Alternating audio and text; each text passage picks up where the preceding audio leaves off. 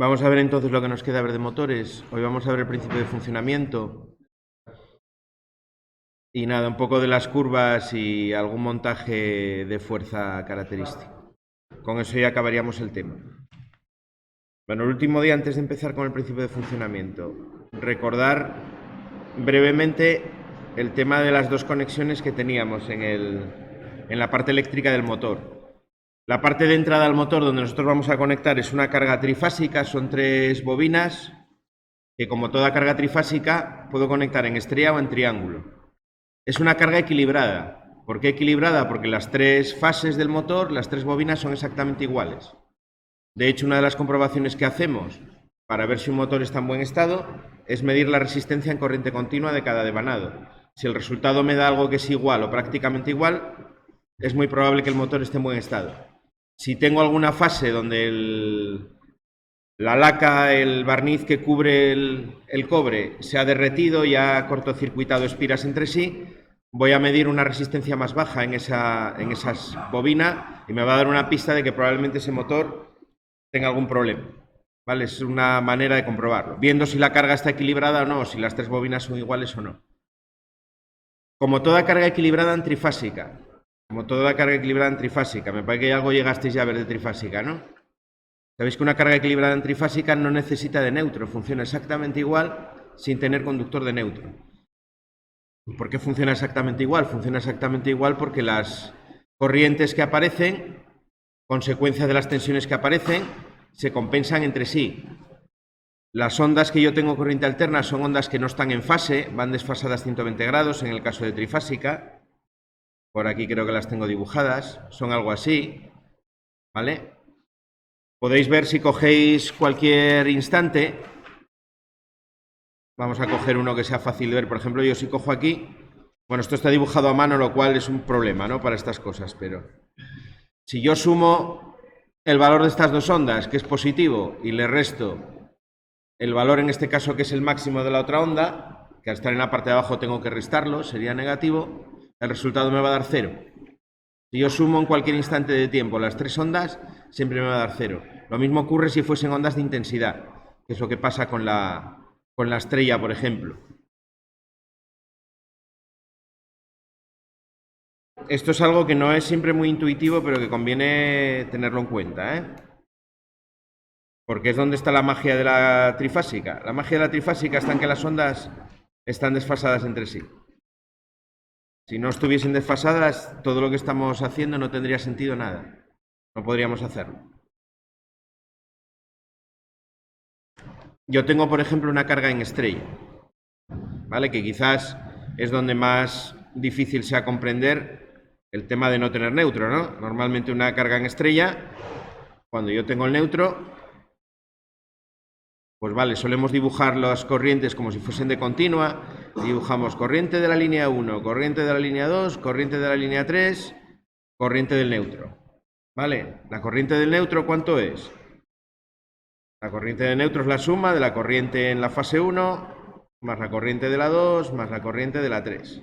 ¿Vale? Le ponemos la flechita de vector porque realmente son vectores, ¿no? Esas ondas las representamos por 3 vectores. La representación vectorial que la habréis visto pues es algo así, ¿no? Se representan los 3 vectores desfasados 120 grados. Sería la intensidad 1, la 2 y la 3. Vale, con los vectores se ve muy fácil. Si yo sumo estos 3 vectores, sumo primero estos dos, el resultado sería un vector exactamente igual a la suma de los otros dos. Vale, que si lo sumo se quedaría 0. La resultante de las intensidades siempre es 0. Por eso en un sistema trifásico equilibrado no tengo corriente por el neutro. Si el sistema está completamente equilibrado en tensiones y en carga, es decir, las bobinas son iguales, la corriente del neutro es igual a 0.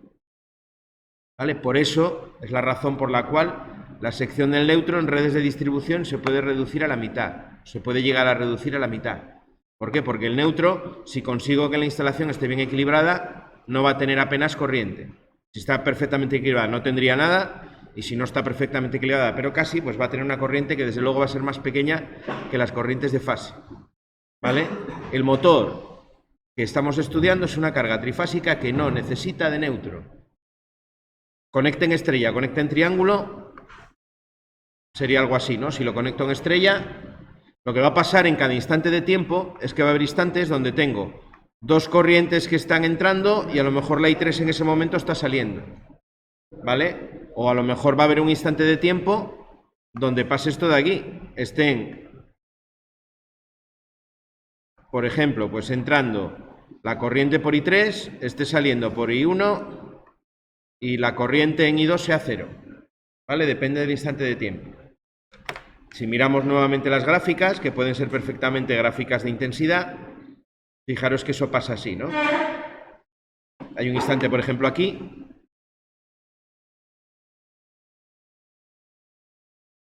donde tengo, bueno, aquí no coincide exactamente donde debería de coincidir, coincide más bien por aquí. Tengo dos corrientes que son iguales y opuestas, mientras que en la tercera, que sería la fase 1, en este caso, la corriente es cero. Pensar esto como corrientes en vez de como tensiones. Vale, hay otros instantes donde dos son iguales y la otra tiene el valor doble, contrario. Eso quiere decir que los electrones, en cada instante de tiempo, están cambiando de dirección y sentido, están entrando por dos fases, saliendo por la tercera, bueno, con todas las combinaciones posibles, ¿no? Según van evolucionando las ondas. Todo eso, lógicamente, a 50 ciclos por segundo en cada una de las ondas. Vale. Esto quizás de toda la trifásica sea lo más difícil de visualizar o de llegar a entender de manera intuitiva. No estamos trabajando con valores de continua, con flujo de electrones constantes, corrientes constantes, sino que estamos trabajando con ondas, que al final lo que me representan son flujos de electrones que son variables en el tiempo. Nosotros los valores que manejamos y que medimos es lo que llamamos valor eficaz. El valor eficaz, recordar, por ejemplo, de una corriente, es lo mismo de una tensión, sería el valor máximo dividido entre raíz de 2. ¿Vale? Esto es lo que se llama también el valor equivalente de continua. Para poder hacer operaciones, calcular instalaciones y demás de una manera sencilla, lo más útil es asemejar esas ondas como si fuesen valores de corriente continua. ¿Cuál es el valor equivalente de continua? La fuente de continua que me produciría los mismos efectos térmicos en una resistencia que esa onda de corriente alterna. Si yo, por ejemplo, tengo una onda de tensión, me hablan de una onda de tensión de 230 voltios eficaces, el valor máximo va a ser 230 multiplicado por raíz de 2, que me parece que sale 311 o algo así. Quiere decir que para tener los mismos efectos equivalentes de producción de calor, por ejemplo, en una resistencia, que una onda de alterna de 50 hercios que tiene de altura 311 voltios, necesito una tensión continua de 230 voltios. Es lo que significa el valor eficaz o el valor equivalente de continua. Al final,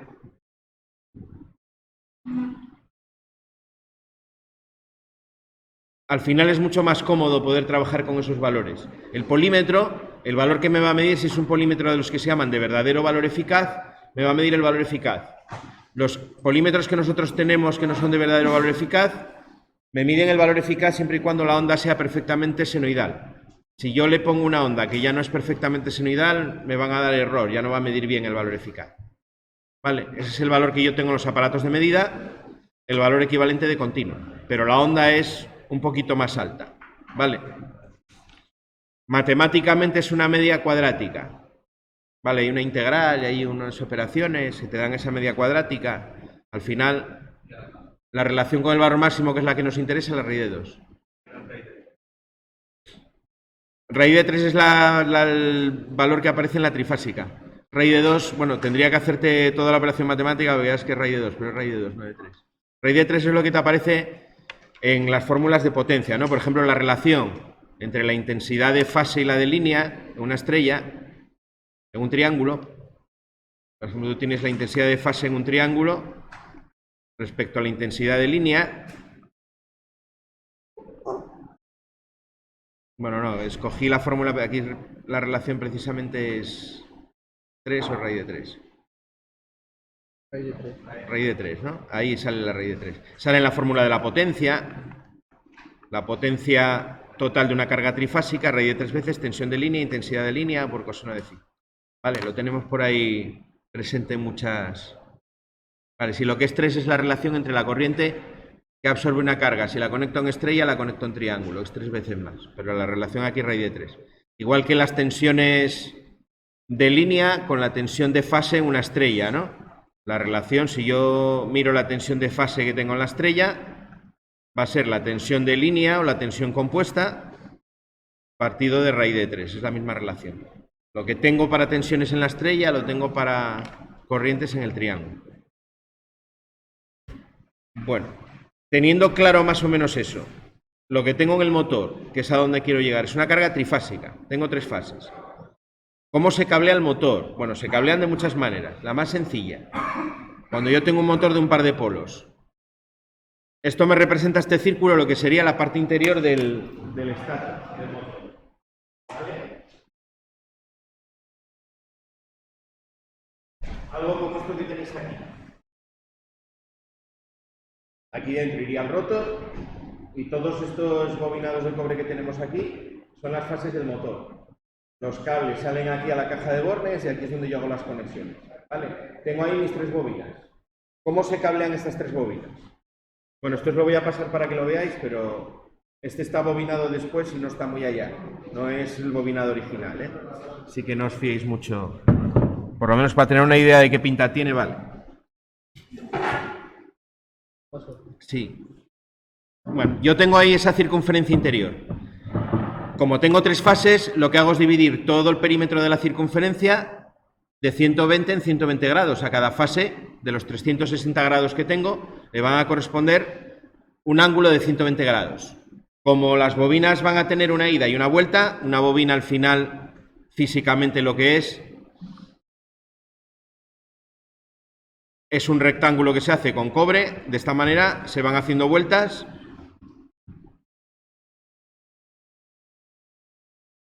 y se sacan los 2 terminales. Así es como se hace una bobina. Se hacen unos bastidores donde se va contando el número de vueltas que se le da al cobre, porque tiene que tener, según la sección y la potencia que yo quiera en el motor y demás, tiene que tener un determinado número de vueltas, el hilo de cobre. Bueno, esto se coge, se saca, se sujetan y se meten en las ranuras del motor, a bloque. ¿Vale?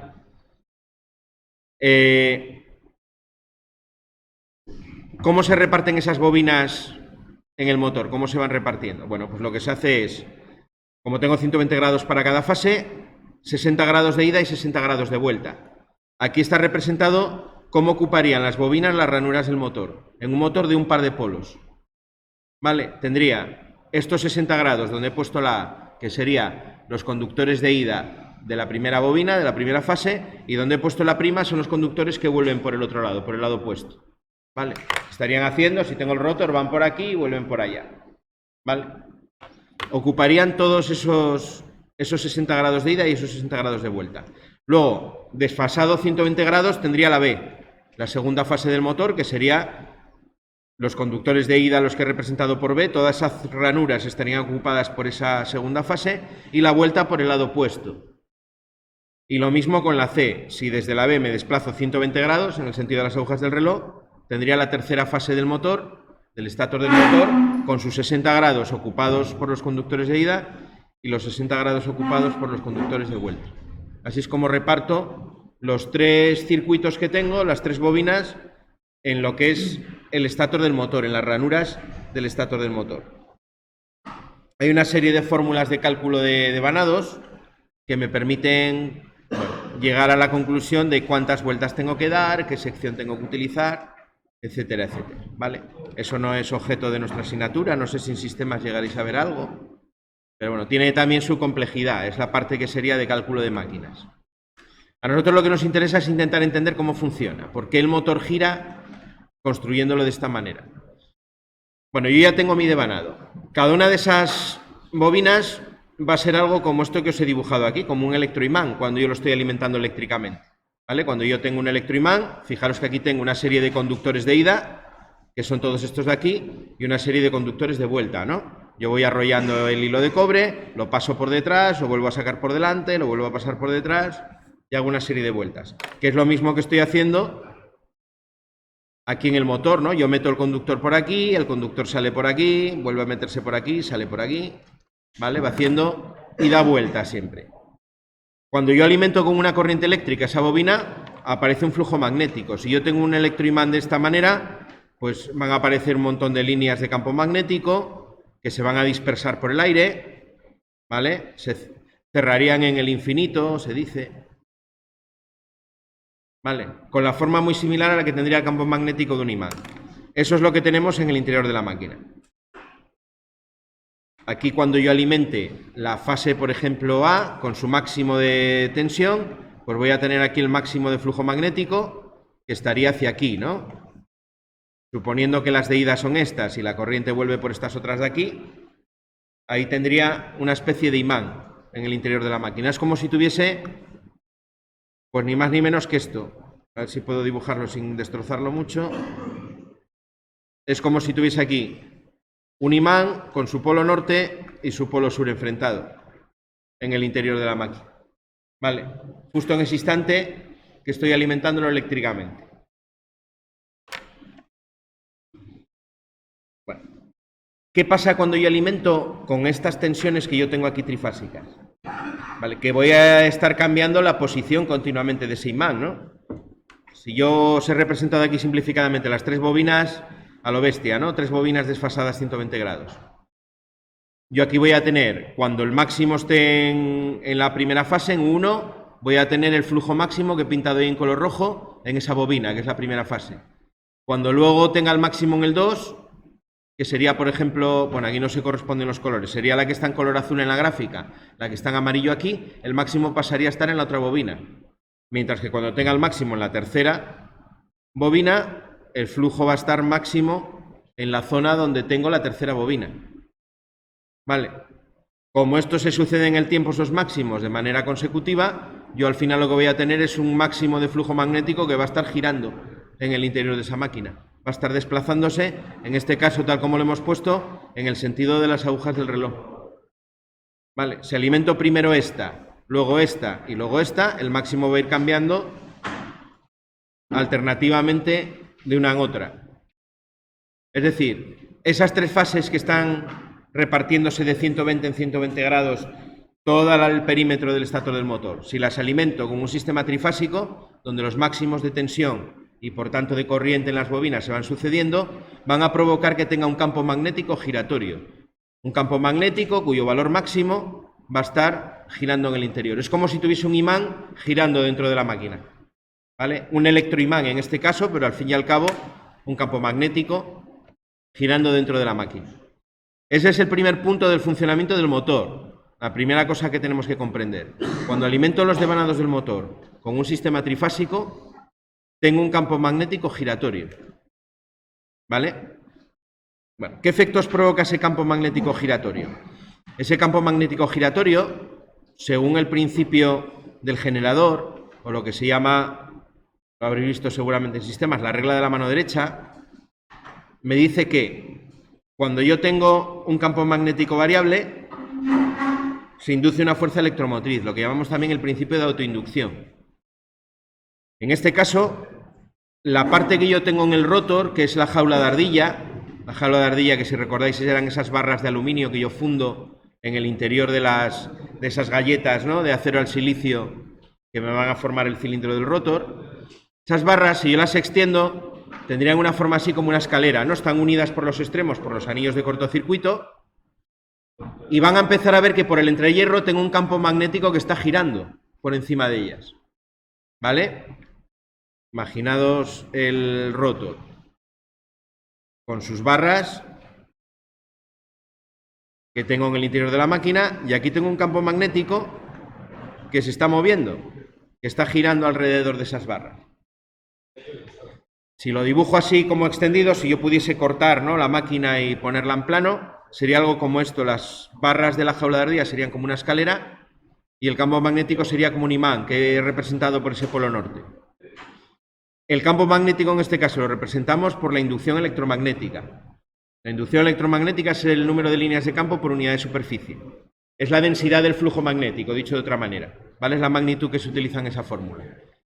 Se está moviendo con una determinada velocidad, que en este caso lo representamos por velocidad lineal, y como efecto aparece una fuerza electromotriz en las barras de la jaula de ardilla, en las barras del rotor.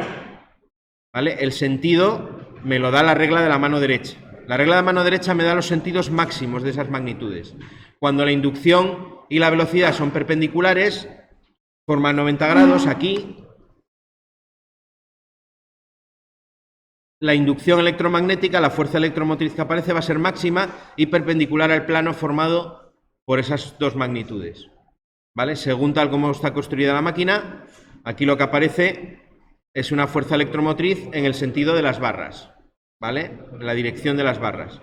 Como las barras están en cortocircuito, como consecuencia directa de esa fuerza electromotriz aparecen corrientes, ¿vale? Aquí aparecen corrientes dentro de esos circuitos que forman las barras, ¿vale? Van apareciendo corrientes.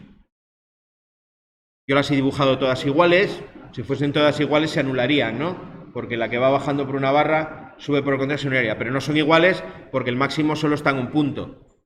El máximo se va desplazando, por tanto, no son iguales esas tres corrientes en un instante de tiempo. Bueno, ya tenemos dos cosas. Tenemos un campo magnético giratorio y que está originando fuerza electromotriz y corrientes en lo que es el rotor de la máquina. ¿Vale? Tengo circulación de corriente. A su vez, esas corrientes van a originar también un campo magnético. ¿Vale? El campo magnético resultante al final es la interacción o la resultante de los dos campos magnéticos. El que se forma por la alimentación eléctrica que yo le doy al estator y la que se forma por inducción, el que se forma por inducción en la parte del rotor, en la jaula de ardilla. Hay otro principio de electromagnetismo, que es lo que se resume como la regla de la mano derecha, que se llama, si no recuerdo mal, la ley de Biot-Savart, que me dice que cuando yo tengo conductores recorridos por una corriente eléctrica y los someto a un campo magnético, aparece una fuerza mecánica que tiende a hacer que ese conductor se desplace. Lo que pasa, por ejemplo, o la razón por la cual yo tengo que sujetar, sobre todo en alta, media y alta tensión, los cables firmemente a las bandejas, a los soportes, por ejemplo, los embarrados de una subestación, porque en el caso de un cortocircuito va a haber unas corrientes tan sumamente grandes o suficientemente grandes para que los campos magnéticos que aparecen como resultado de esas corrientes puedan hacer que incluso las barras caigan por acción de la fuerza que va a aparecer entre los conductores. Tenéis por YouTube algún vídeo de cómo rompe un embarrado de una subestación, que es exactamente por ese efecto, por el efecto de la ley de Biot-Savart. Un conductor recorrido por corriente sometido a un campo magnético experimenta una fuerza mecánica que tiende a que se desplace. Igual que utilizamos la regla de mano derecha para la autoinducción, utilizamos la mano izquierda para la ley de Biot-Savart. Fijaros que la aplicación de las reglas es similar. Yo sitúo estos tres dedos formando 90 grados entre sí. El dedo índice siempre es la magnitud magnética que coincide que es la inducción. El dedo pulgar es la magnitud mecánica. En el caso de la mano derecha es la velocidad. En el caso de la mano izquierda es la fuerza. Y el tercer dedo que utilizamos sería en este caso la magnitud eléctrica. En la mano derecha sería la inducción, la fuerza electromotriz, perdón. Y en la mano izquierda sería la intensidad de corriente. ¿Vale? Lo que me está diciendo la regla es que cuando la corriente y el campo magnético son perpendiculares, la fuerza va a ser máxima y perpendicular al plano formado por ellas dos. ¿Vale?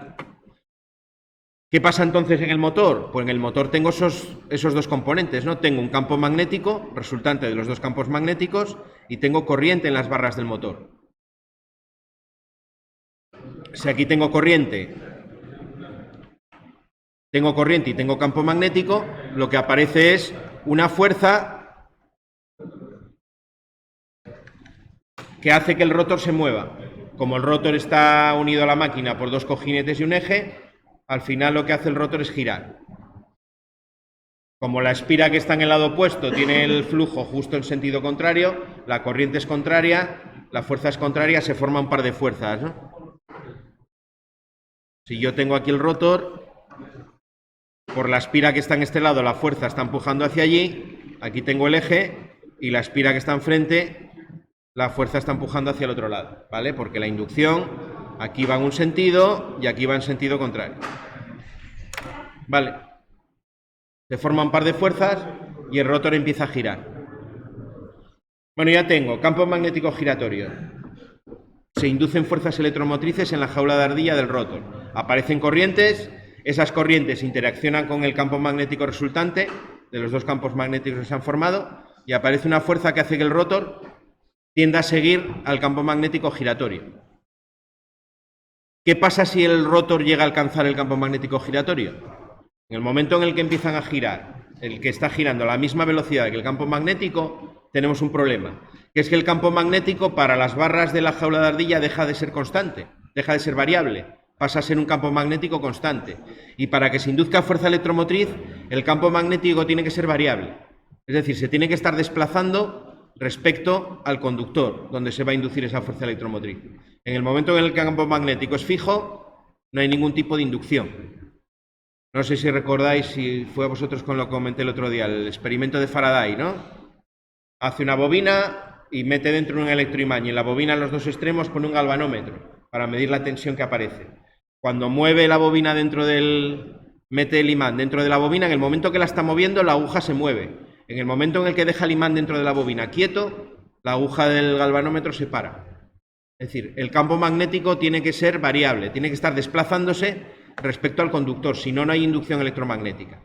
Quiere decir que si el rotor alcanza la misma velocidad que el campo magnético, el motor tiende a frenarse, tiende a pararse, porque deja de haber fuerza electromotriz.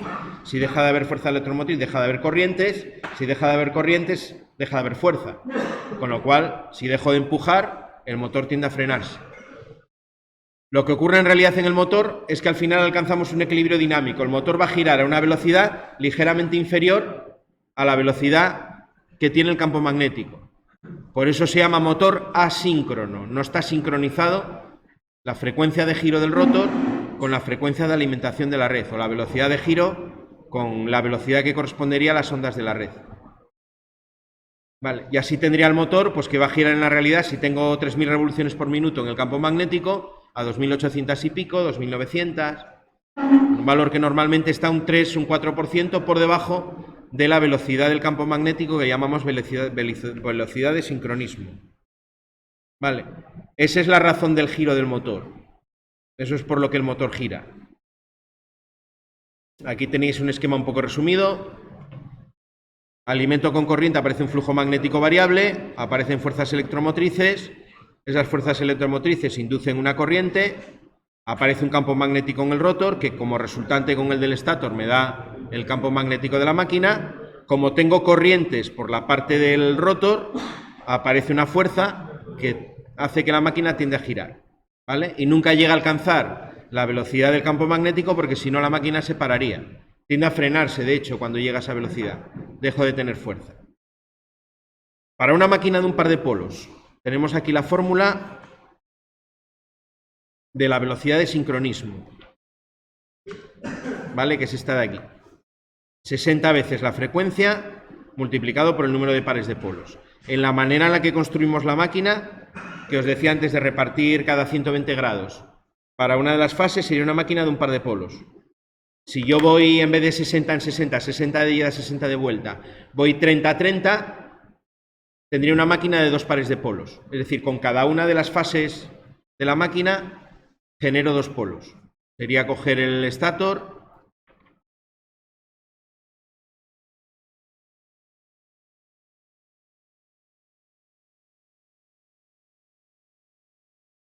así lo dividimos todo en 60, ¿no? Que era como tenía antes.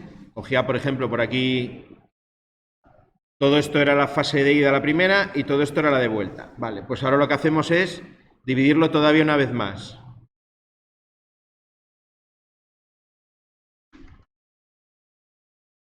Divido de 30 en 30, ¿vale? Como la esfera de un reloj, ¿no? 12 divisiones en total. Y entonces cojo la fase A, entra por aquí y sale por aquí.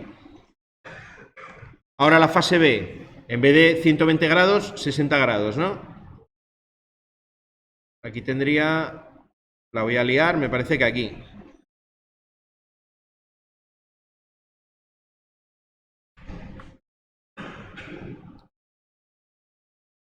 Esta sería aquí, la otra sería aquí. Aquí tendría la B. Y la B'. Y finalmente aquí tendría la C.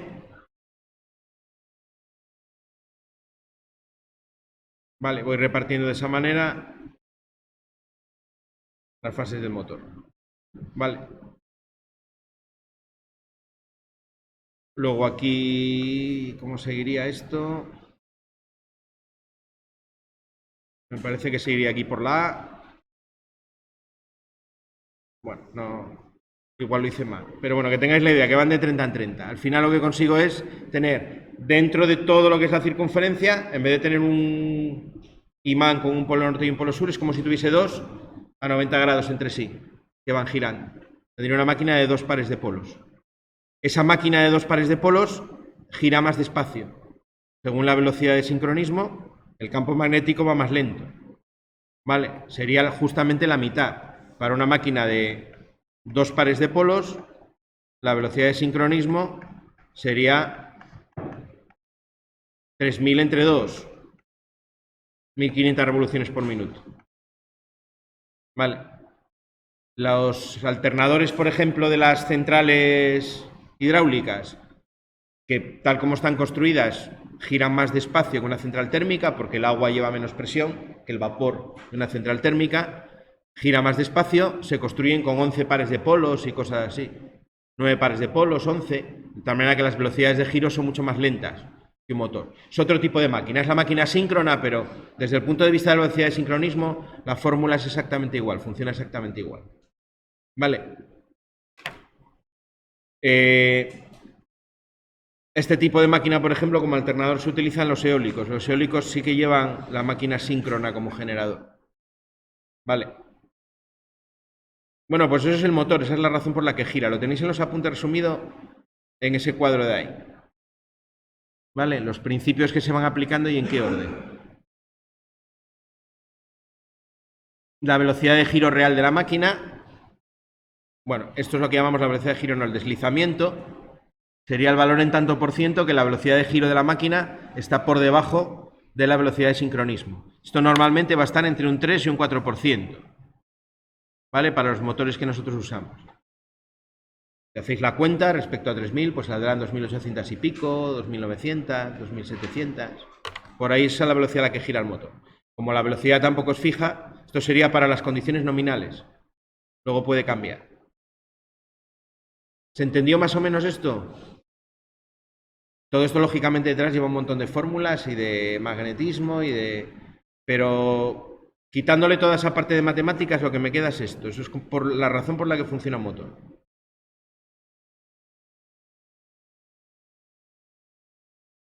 Bueno, existe una curva que se estudia en los motores, que es bastante útil para saber cómo se comporta, que es lo que llamamos la curva par velocidad. Sabéis que en las máquinas giratorias, o cuando quiero expresar la fuerza de giro de una determinada máquina, hablamos de par, no hablamos de fuerza en newtons, ¿no? Sino que hablamos de par en newtons multiplicado por metro. Es la fuerza de giro, es decir, un par de fuerzas. Tengo una fuerza que empuja en un sentido, otra que empuja en el otro. El resultante es esa magnitud que llamamos par. Par, lo que me está diciendo es la fuerza, entre comillas, que tiene el motor, ¿vale? La fuerza que tiene el motor. Al final, el motor, a mí lo que me interesa saber, cuando se diseña desde el punto de vista mecánico una máquina, yo voy a necesitar una determinada fuerza, que al final ellos lo van a traducir en una determinada potencia, en kilovatios, son vatios, ¿vale? Que yo necesito. Que eso coincide con los datos de placa del motor, con lo que llamamos potencia nominal del motor. La potencia nominal del motor, la que te aparece en placa, es la potencia mecánica en condiciones nominales, es decir, alimentándolo a sus 400 voltios y con, digamos, el valor para el cual está calculado, ¿no? De funcionamiento. Que, ojo, el valor nominal en un motor no suele ser su punto óptimo de funcionamiento. Normalmente este tipo de motores se calculan para un 80% de la carga. Es decir, siempre voy con un motor ligeramente mayor. ¿Por qué? Porque el punto óptimo de funcionamiento de esta máquina, donde el rendimiento es más alto, es sobre un 80% de la carga, no al 100%. Cuando está al 100% no es cuando mejor funciona. Pero bueno, eso es un detalle anecdótico. La curva por velocidad, que la tenéis aquí en los apuntes. ¿Qué me está diciendo? ¿Cómo evoluciona la fuerza del motor a medida que el motor se va acelerando? Es decir, en un proceso de arranque del motor, el motor va a recorrer todos los valores de esa curva, porque empieza desde la velocidad cero que yo tengo aquí. Vamos a borrar un poco esto. Empieza desde esta velocidad 0 hasta llegar, vamos a poner al punto de funcionamiento, que sería este punto, que se corresponde con esa velocidad. Tiene que pasar por todos los valores del eje, con lo cual el motor va a ejercer en su eje todos estos pares motrices desde aquí hasta aquí. Va a ir recorriendo todos los puntos de esa curva. ¿Vale? El par lo tengo aquí en la vertical, que me represento con una letra M mayúscula, y la velocidad por esta letra N minúscula que está en el eje horizontal. Bueno, cuando arranca, fijaros que el par es más alto que el par que tiene en funcionamiento normal. Este par de aquí lo llamamos par de arranque, a este valor, el par de arranque. Siempre que diseño una máquina tengo que asegurarme que el par de arranque del motor sea mayor que el par resistente que tenga la máquina en ese momento, cuando está parada. ¿Vale? Es el momento más duro del arranque de una máquina porque tengo una máquina parada y tengo que empezar a moverla de cero. El motor tenemos suerte que funciona de tal manera que en ese momento es cuando da un par más alto, con lo cual va a poder, si la carga no lo supera, arrancarlo sin problema. Bueno, el par empieza a aumentar, fijaros que voy recorriendo esta curva a medida que voy acelerando, hasta llegar a este valor de aquí, que es lo que se llama par máximo. Este es el máximo par que puede dar la máquina. Esta zona de aquí es importante, este punto de aquí, porque me marca dos zonas en la curva. Si yo divido por aquí la curva, hacia la derecha tendría lo que llamamos el funcionamiento estable, y a la izquierda del par máximo tengo lo que llamamos funcionamiento inestable. ¿Qué significa funcionamiento inestable? Que la máquina solo puede permanecer en ese estado de funcionamiento durante un tiempo corto. Si yo intento mantener la máquina en ese punto de funcionamiento, se acaba parando, se cala. El motor se cala y se para. No puedo hacer que funcione permanentemente ahí. Va a estar en esa parte los segundos que me lleve el arranque hasta llegar al par máximo, que en condiciones normales van a ser pocos segundos, ¿eh? Si recordáis el térmico, teníamos 3 térmicos, de clase 10, de clase 20, de clase 30. Lo más normal es utilizar térmicos de clase 10, quiere decir que los arranques van a durar menos, normalmente de 10 segundos, en casi todas las máquinas. Por ello, en llegar al par máximo, pues será un tiempo de pocos segundos, hasta llegar ahí. ¿Vale? Una vez que yo paso del par de arranque y me sitúo por aquí, por toda esta zona de aquí, estoy en el funcionamiento estable. Ahí la puedo hacer funcionar en cualquier punto de la gráfica. Dependerá de qué, del par resistente que yo ponga, que es lo que os han dibujado aquí. Esta otra curva sería el par resistente de la máquina. Donde coincida el par resistente con el par motriz es el punto de funcionamiento. Si en un momento dado tenéis, no sé, imaginaos una cinta transportadora que va en vacío y yo le empiezo a poner carga encima. En el momento en el que yo cargo esa cinta transportadora, pues a lo mejor su curva pasa a ser algo así. Y el punto de funcionamiento pasaría de aquí a aquí. ¿Qué pasa cuando le meto más carga a una máquina? Pues que paso de esta velocidad a una velocidad ligeramente más lenta. Me movería a esta velocidad de aquí. Vale, la máquina tiene que hacer un mayor par, la velocidad se reduce ligeramente. Este margen de velocidades que yo tengo entre el par máximo y la velocidad de sincronismo, la gráfica llega a tocar el eje, pero en realidad nunca lo toca, porque nunca podemos llegar a la velocidad de sincronismo, que sería este valor final. La gráfica moriría por aquí. Esta zona os decía que tenemos aquí es una zona muy pequeña. La variación de velocidad que tiene por efecto de la carga un motor de este tipo es muy pequeña. Es un motor que como característica positiva tiene que es muy constante en velocidad, lo cual para la mayor parte de las aplicaciones es bueno. No sé si alguno, bueno, igual por edad ya no, pero antiguamente los ascensores, cuando el control no era con variadores de frecuencia, era con contactores y demás, era muy típico que cuando iba poco cargado, el escalón del ascensor se pasase un poquito. Y cuando iba poco cargado, y cuando iba muy cargado, pues a lo mejor no llegaba al nivel del piso, quedaba mejor un centímetro y pico por debajo. Eso era por la propia inercia de la máquina. El tiempo que actuaba sobre el final de carrera, sobre el detector de que estaba, cuando estaba poco cargado podía avanzar un poco más y cuando estaba menos cargado podía avanzar un poco menos. Eso era por esa diferencia de velocidad también que llevaba el ascensor. Pero era una diferencia muy pequeña. Era una diferencia muy pequeña. Hoy en día con los variadores de frecuencia, como se hace que funcione siempre a velocidad constante, ya no tengo ese problema de los escalones. Ya, vamos, yo hace muchos años que no veo un ascensor que no case perfectamente la cabina con cada uno de los pisos. Es una variación muy pequeña, es un motor que es muy estable en velocidad, lo cual es una característica realmente muy buena. ¿Es un inconveniente para otra cosa? Es un inconveniente que hizo que este tipo de motor, hasta que se implantaron los variadores de frecuencia, no se utilizaba nunca en aplicaciones de velocidad variable. Si quería tener una velocidad distinta de la velocidad del motor, necesitaba meter una reductora mecánica al motor. O necesitaba utilizar un tipo ya específico de motor, que es el motor Dalander, que es un motor que se bobina en las fases de tal manera que yo puedo conmutar el número de pares de polos.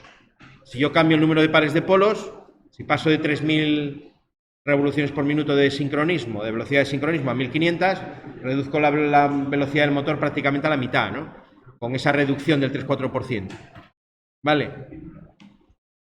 Bueno, esta curva entonces, recordarla que es importante. Par de arranque, par máximo, par nominal, la velocidad es bastante estable en este tipo de motor y el punto de funcionamiento me da donde coincide el par resistente con el par del motor. Siempre tengo que asegurarme que el motor o el par de arranque siempre es capaz, siempre está por debajo de la curva en la parte inestable, ¿vale? Si no, yo no conseguiría nunca arrancar el motor. Si yo tengo una situación como esta que os voy a dibujar aquí,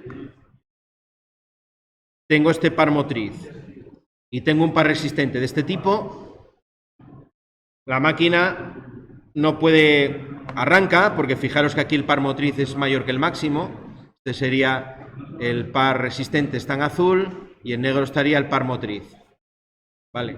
Cuando llega a este punto de aquí, la máquina querría funcionar en ese punto y como no puede permanecer ahí mucho tiempo, al final la máquina se frena y acaba frenándose. Vale. Lo que va a pasar es que antes de eso, de que se frene totalmente, si lo tengo protegido con un térmico, el térmico saltará y me desconectará el motor. Recordar que el térmico me protegía también contra arranques lentos, arranques repetidos, etc. Vale. Lo que tendré que tener para poder arrancar esa carga será una situación siempre como esta de aquí. Si yo tengo, por ejemplo, aquí el par de la máquina, pues tengo que tener un par que esté algo así. Hay pares diferentes, ¿eh? En las máquinas puedo tener un par que sea perfectamente proporcional, de este tipo. Hay otras máquinas que se comportan con un par cuadrático, que es algo así, con forma de parábola. Las bombas, por ejemplo, y los ventiladores tienen ese tipo de par resistente. Pero siempre que esté por debajo de toda esta zona de aquí. ¿Vale? Si no, la máquina no podrá funcionar. Alguno se me está aburriendo ya. Culpa mía, porque esto tampoco es muy ameno. Una segunda curva que es interesante para analizar los arranques. La curva intensidad-velocidad. Vale, fijaros lo que hace la intensidad de un motor cuando lo estoy arrancando. Parto de un valor de 6 a 7 veces la intensidad nominal, que es lo que llamamos intensidad en el arranque, sería este valor de aquí, y llego hasta un valor que es el valor estable nominal, que estaría aquí. ¿Vale? Esa es la intensidad nominal del motor, la que os aparece en la placa del motor. Sería este valor de aquí. Pero parto de un valor que es 6-7 veces la intensidad nominal. Esto sería para motor de jaula de ardilla. Ya vimos con las categorías de empleo que si tenía un motor de rotor bobinado era hasta 2,5 veces. Es más pequeña esa intensidad en el arranque. ¿Qué problema tiene esto? El problema que tiene esto es que durante unos segundos voy a tener por los cables que alimentan el motor de 6 a 7 veces la intensidad nominal. Es decir, si un motor es de 10 amperios, tendré 60 a 70 amperios. Si un motor es de 100 amperios, tendré 600 700 amperios. Estamos hablando de cosas mayores ya. Toda esa intensidad por los cables del motor tienen que circular además por los cables de alimentación, es decir, van a producir caídas de tensión que pueden afectar a otros receptores. Si yo tengo receptores, por ejemplo, de alumbrado, bueno, ahora ya no los tengo porque estamos en el mundo del LED y eso ya no ocurre, pero cuando estábamos en el mundo de las lámparas de descarga, una lámpara de descarga, en cuanto le bajas la tensión ligeramente, se apagan o parpadean, porque necesitan una determinada tensión bastante constante para poder funcionar. Y hay lámparas de descarga que tardan en arrancar incluso minutos, ¿vale? Las lámparas de mercurio tardan un tiempo en volver a arrancar, no se encienden inmediatamente. Entonces, si cada vez que yo arranco un motor voy a hacer que las lámparas se me apaguen, pues estoy haciendo mal negocio. Por eso el reglamento de baja tensión pone una limitación para los valores de corriente en el arranque, ¿vale? Por eso tenemos que hacer lo que llamamos arranques en los motores. El arranque estría-triángulo, el arranque por autotransformador, arranque con resistencias rotóricas, en el caso de rotor binario. Hay varias técnicas tradicionales, digamos, o antiguas, de poder arrancar el motor para que la intensidad sea más reducida y cumplir con lo que me manda el reglamento. Estas 6-7 veces la intensidad nominal es la razón también por la que tengo que utilizar fusibles de tipo AM que habíamos visto en el tema para poder arrancar y proteger un motor. Si pongo un fusible de tipo GL, ese fusible cuando arranque el motor se me va a fundir, porque va a ser sensible a esas 6-7 veces la intensidad nominal durante unos segundos. Mientras que los fusibles AM son suficientemente lentos para poder ignorar, para no disparar, para no fundirse con 6 veces la intensidad nominal. Esa es la diferencia entre ese fusible AM del fusible GL o el fusible GG, que en ese sentido se comporta igual. Por eso decimos que los fusibles AM solo protegen contra cortocircuitos, nunca contra sobrecargas. Vale, por eso tengo que ponerle, aparte de los fusibles, un térmico al motor, no me vale solo con los fusibles. Bueno, ahí tenéis en los apuntes pues, los valores de la tabla del reglamento de la instrucción 47 donde os dice eso. También nos dice por esta razón que los circuitos que alimentan un motor tengo que sobredimensionarlos al 125%, ¿vale? 125%. Si tengo un motor, si tengo varios motores en el mismo circuito, el de mayor potencia de ellos, eso es el que tengo que sobredimensionar. Y os había dicho cuando explicamos la paramenta, el circuito de lo que es el contactor, el arrancador y demás. Lo aplicamos a los cables, porque en el catálogo los valores del arrancador ya vienen previstos para ese 125%. Vale, entonces, cuando hacéis el cálculo de una potencia de un motor eléctrico para ir al catálogo, o vais con la potencia nominal del motor, que es la mecánica, al catálogo no tenéis que meterle el 125%. Vais con el valor tal cual, porque el catálogo ya lo tiene en cuenta. ¿Vale? Yo al menos cuando empezaba con esto era una duda que siempre tenía, ¿vale? Y esta que me dice la instrucción 47, ¿lo tengo que aplicar en el catálogo a la paramenta? No, la paramenta no, porque ya está aplicado. Lo aplicas al cable, a la sección del cable, por supuesto. ¿Qué es lo que pretende ese 125% del reglamento? Bueno, pues que el cable, a tener una mayor sección, pueda soportar mejor ese sobrecalentamiento, esa punta de intensidad que yo lo voy a meter cuando arranco el motor. Que aguante mejor el tirón, ni más ni menos.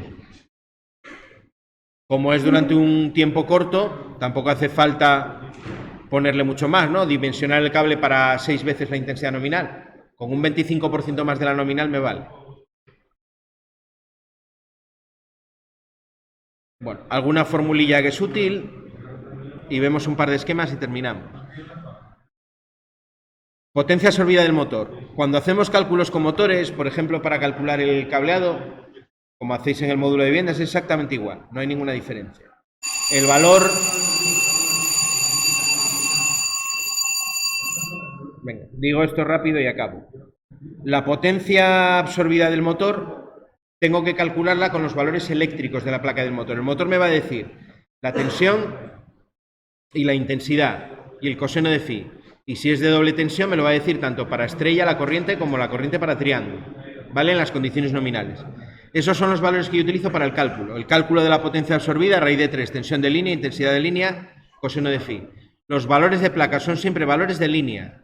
Olvidaros cuando estemos con motores, olvidaros no, pero no hace falta que tengáis en cuenta todo lo que estudiáis en trifásica, de intensidades de fase, corrientes de línea, todo ese rollo no hace falta. ¿Por qué? Porque la placa ya me da los valores de línea que son los que me interesan.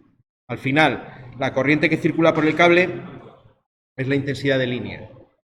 Vale. Si necesito saber la potencia, la calculo de esa manera. Si simplemente necesito la intensidad para un cálculo de una sección, la intensidad que me aparece en la placa del motor. La potencia de placa, olvidadla porque es potencia mecánica.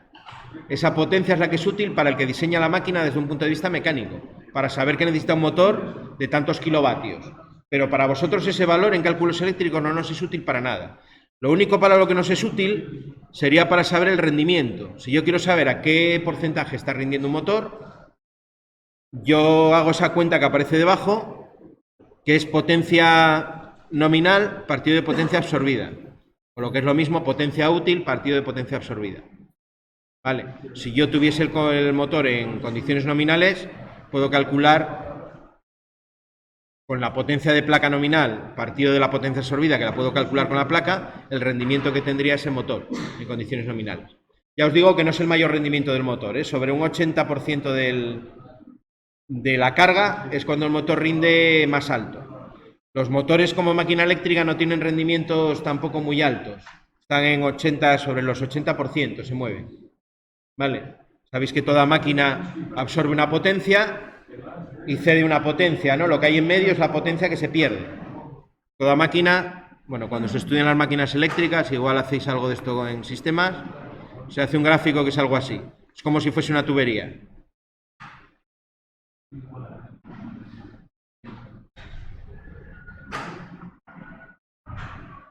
Potencia absorbida, lo que sale sería potencia útil, y estos son las pérdidas.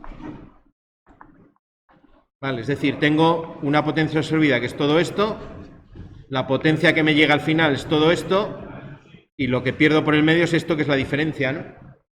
Eso de ahí. Toda máquina, por el hecho de hacer una transformación energética, tiene pérdidas. Y que no se engañe en ningún vídeo de YouTube poniendo un alternador conectado con un motor y que le da un indio que hay ahí con una lámpara, la bombilla y lo tiene funcionando eternamente. Eso es mentira. De hecho, hay otros vídeos que podéis ver en YouTube de otro fulano que sale demostrando cómo han hecho la trampa del vídeo para hacer, o el que pone los imanes y esto está girando ya para siempre. Es imposible. Una máquina, aunque sea rozamiento de tipo mecánico, va a tener en los cojinetes. En un motor de este tipo las pérdidas que tengo son pérdidas en el hierro, por efecto Joule en los devanados, que voy a perder potencia, forma de calor. Voy a tener pérdidas mecánicas, por rozamiento mecánico en los cojinetes. Por muy bien que esté hecho el cojinete, algo siempre roza. Voy a tener pérdidas magnéticas. Al haber un entrehierro con aire, hay parte del campo magnético que se va a dispersar y no va a ser efectivo. Con lo cual, ahí voy a perder potencia también por efecto magnético. Y luego, por el pequeño magnetismo remanente que tiene la máquina, como aunque el acero al silicio tiene un magnetismo remanente muy bajo, no lo puedo desmagnetizar al 100%. Entonces, en cada ciclo de la onda de tensión, empleo parte de la energía en desmagnetizar el magnetismo que me quedó del semiperiodo anterior. Si era positivo, pues negativo, ¿no? Tengo que contrarrestarlo. Y ahí pierdo también potencia. ¿Vale? Por eso una máquina de estas, el rendimiento, pues, ya os digo, queda en un 80%, 80 y algo por ciento. Un transformador, por ejemplo, que es una máquina estática, puede llegar a un 98% de rendimiento. Como no tiene partes móviles, no tiene rozamiento mecánico, el campo magnético está construido de tal manera que se aprovecha casi al 100%, pues consigo un rendimiento es muy alto. Pero en esta máquina no, ¿vale? Eso también, en un momento dado, en la práctica os puede ser útil saberlo. Bueno, y ya lo último de lo último. Esto creo que os lo comenté el otro día, pero lo recordamos brevemente. Tengo un motor doble tensión que puedo conectar en estrella o en triángulo. ¿Cómo sé, para un determinado valor de red, cómo tengo que conectar el motor? O saber si lo puedo conectar, porque puede haber casos en que no puedo conectarlo porque no se corresponde con esa tensión. Os decía el otro día, y os repito ahora, tengo que mirar siempre las dos tensiones que me aparecen en la placa del motor. La más pequeña es la tensión de funcionamiento de las fases del motor. Yo tengo que garantizar que cuando conecte a la red de alimentación no se supere esa tensión en cada fase del motor. Si yo tengo una red, por ejemplo, como esta que aparece aquí, de 400 barra 230 voltios, y tengo un motor que en la placa pone 230 barra 400, yo sé primero que el motor funciona a 230 voltios de tensión de fase. Si yo conecto una red 400-230 y quiero que a cada fase le lleguen 230, tengo que ponerlo en estrella. ¿Por qué en estrella? Porque en estrella es cuando yo voy a tener la tensión simple, ¿no?, de la red. Una conexión triángulo, a cada fase le llega la tensión compuesta, o la más alta, ya en la estrella le llega la tensión simple o la más pequeña. Vale, eso recordarlo. El arrancador creo que lo vimos, el arrancador directo, con las protecciones que tiene. Y nada, como curiosidad, esto creo que lo había comentado también, pero lo repito por si acaso. El arrancador que tengo en una inversión de giro. ¿Cómo invierto el sentido de giro del motor? Invirtiendo el orden de conexión de dos de las fases. Eso se hace con dos contactores, tal como están ahí, invirtiendo en este caso la fase 1 y la fase 3. ¿Vale? Cuando conecto K1M, el orden que le llega a las fases va a ser L1, L2, L3, ¿vale? Aquí tendría L1, L2, L3. Vamos a suponer que la alimentación es un sistema directo, donde se sucede en ese orden, L1, L2, L3. Si yo conecto el contactor 2, me llegaría L3, L2, L1. ¿Vale? Con lo cual he cambiado completamente el sentido de giro del motor. Si nos fijamos en lo que habíamos visto antes, Si yo alimento en este orden, voy aquí primero, luego este y luego este, el motor gira en este sentido. Pero si cambio el orden de alimentación, si en segundo lugar hago, por ejemplo, este, y en tercer lugar hago este, el motor ahora, el campo magnético gira en sentido contrario, ¿no? Por eso al cambiar dos de las fases, el sentido de giro cambia. Cambio el sentido de giro del campo magnético y el motor cambia el sentido de giro. Ojo con este montaje, porque si conecto los dos contactores a la vez, lo que estoy haciendo es un cortocircuito entre dos de las líneas de alimentación. Si tengo K1M y K2M conectados a la vez, lo que estoy conectando es este con este, bueno, no podía tenerlo más grueso, y este con este. Estoy haciendo un cortocircuito de L1 con L3 por dos de los polos del contactor, o por dos de los polos de los contactores. Por eso tengo que tener el enclavamiento, ¿vale? La incompatibilidad, buenos días. Entre los dos sensores, entre los dos contactores siempre la tengo que tener. En mi circuito de mando, la incompatibilidad no es ni más ni menos que esto. Esto ya lo vimos en las prácticas iniciales. Contacto cerrado, contacto cerrado. Si este es K1M, este es K2M. ¿Vale? El 2 con el 1 y el 1 con el 2. Esa es la incompatibilidad eléctrica o el enclavamiento eléctrico. Y además, para más seguridad, lo que se suele utilizar es lo que se llama un bloque inversor, que son dos contactores que llevan en medio una pieza que mecánicamente impide que si yo tengo ya uno accionado, se ha movido el núcleo, el otro se pueda mover. Os voy a enseñar uno que tengo y lo veis, para que veáis cómo va. Son los mismos contactores que lo he encontrado de esa manera.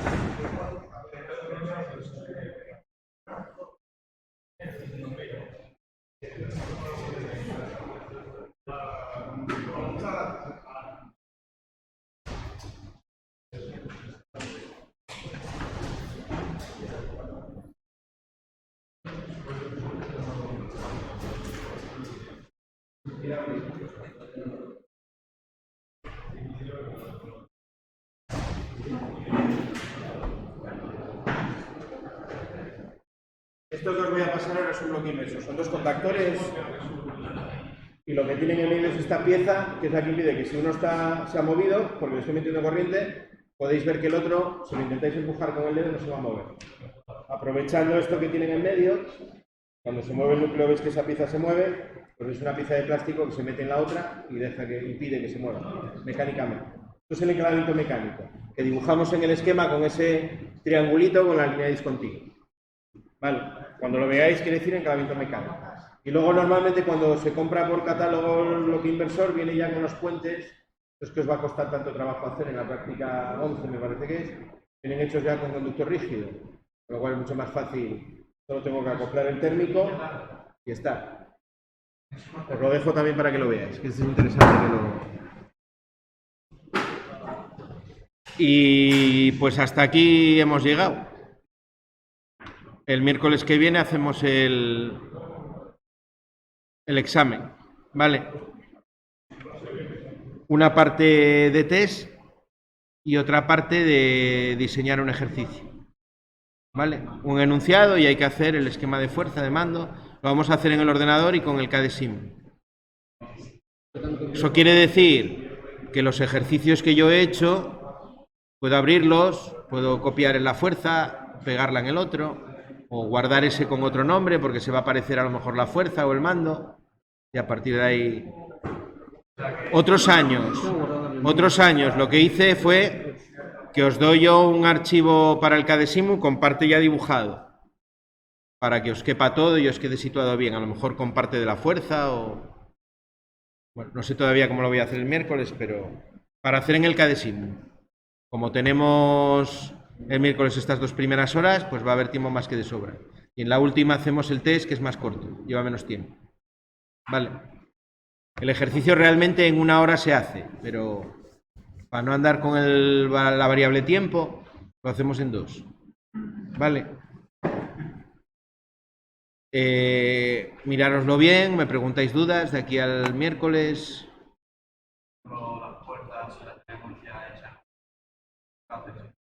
Sí. Sí. No sé si os deja de uno a otro. No deja. Pero bueno, puedes siempre abrirlo y quiero decir que puedes copiar de tus propios ejercicios sin problema.